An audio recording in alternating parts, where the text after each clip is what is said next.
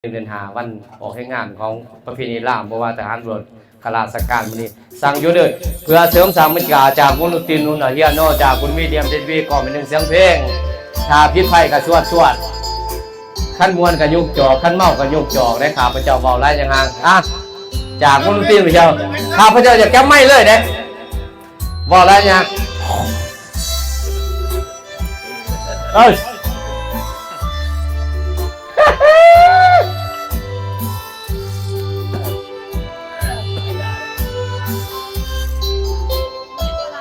น้องจากบ้านมาเป็นเวลาหลายเดือนแล้วนี่ได้ข่าวน้องไปได้ดีมีแฟนเศรษฐีอยู่ที่เวียงทองน้องคงสุขใจคงได้สมดังใจกองปานใดจะมาเนื้อทองอ้ายของน้องกลับคืนมาหากมีเวลาจงกลับมาเยี่ยมยามทางบ้านพ่อแม่น้องคอยทุกวันพ่อแม่จอมขวัญเฝ้าไขว่ควันหาได้ขี่รถเก๋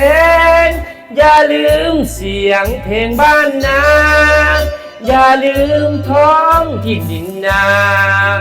ลุงป้าของเฮาเด้อนางยามเดือนง่ายสายลมพัดเป่าแนมเบิ่งเดือนดาวที่ข่าวฮักกับน้องนางอ้ายคงบุญน้อยคงคอยแต่ความผิดหวังคิดมาน้ำตาลินหลังเหมือนดังกระต่ายไม้จันเดี๋ยวนี้น้องสาวกลายเป็นดาวชื่อเสียงดังก้อง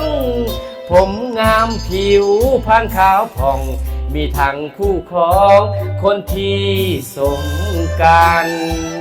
หนุ่มนาคนจนหน้า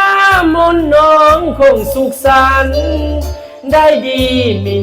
สุขสำราญตาหวานอย่าลืมบ้านนะ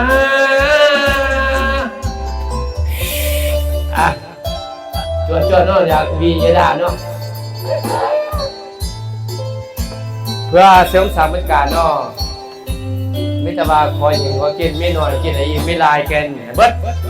ทางสุริเอกจัดการว่าเลยไม่แต่ว่าแพ้มองผู้ใดเสียแพ็คหนึ่ง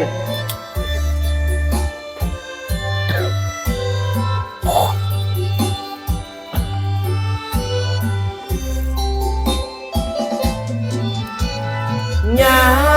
มเดือนง่ายสายลมพัดเป่าแนมเบิ่งเดือนดาวที่ข่าวฮักกับน้องนางอ้ายคงบุญน้อยคงคอยแต่ความผิดหวังคิดมาน้ำตาลินหลังเหมือนดังกระต่ายไม้จันเดี๋ยวนี้น้องสาวกลายเป็นดาวชื่อเสียงดังก้องผมงามผิวพรรณขาวผ่องมีทั้งคู่ของคนที่สมกันหนุ่มนาคนจนหน้ามนน้องคงสุขสันต์ได้นี่มีสุขสำราญตาหวานอย่าลืมบ้านนะขอของมุกใจนอกจากวงที่นุ่งเหนือเกี่ยวนอกทานบุญมีเรียมมันดีประคมหนึ่งเสียงเพลง